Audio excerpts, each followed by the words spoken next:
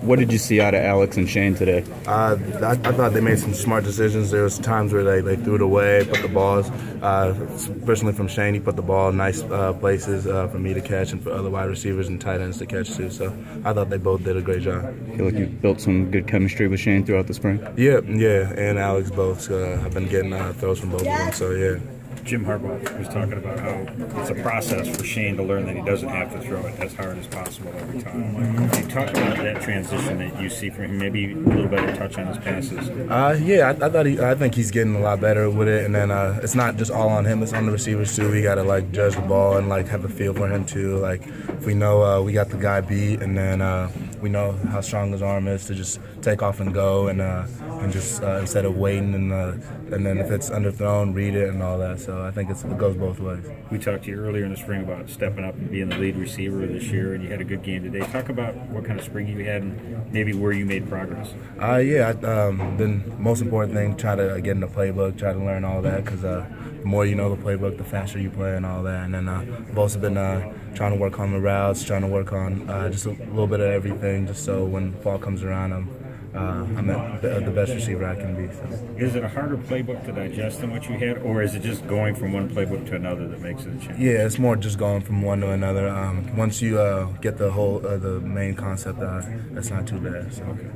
Coach talked about it was a little strange today playing with kind of mixed rosters, mixed offensive lines and all. Was that different for you? Yeah, it was a little different going against different guys, but we adjusted to it. I think after the first quarter, I think guys we also had some time to walk through a little bit with our teams and stuff, but now that we can all come together and then work together and then be ready for the fall. So. What have you liked about Alex Malzone when you've gone with him?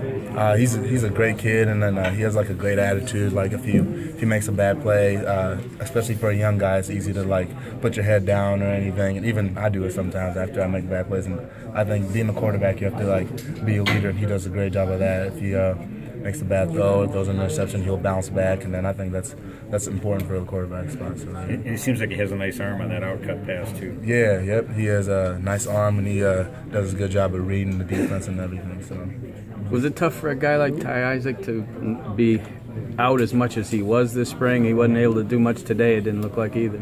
I can't speak for him personally, but I know Ty is a competitor, and I know all the guys on the team that couldn't practice as much as they wanted to this spring are trying to get healthy and then get back working this spring, summer, and then get ready for fall camp. How did it work in terms of coaching today? You were on Coach Drevno's team, so was Coach Fish on coaching the other team? Yeah, he was on the other team. So how did you probably work more with Coach Fish as a position group? How did it work? It's just today it was basically whatever Coach Drevno said. He called the plays, and then I know there's some other coaches helping them with that. And then we had some plays that weren't in our playbook, but most of the plays were in our playbooks, and then we tweaked some things. But yeah.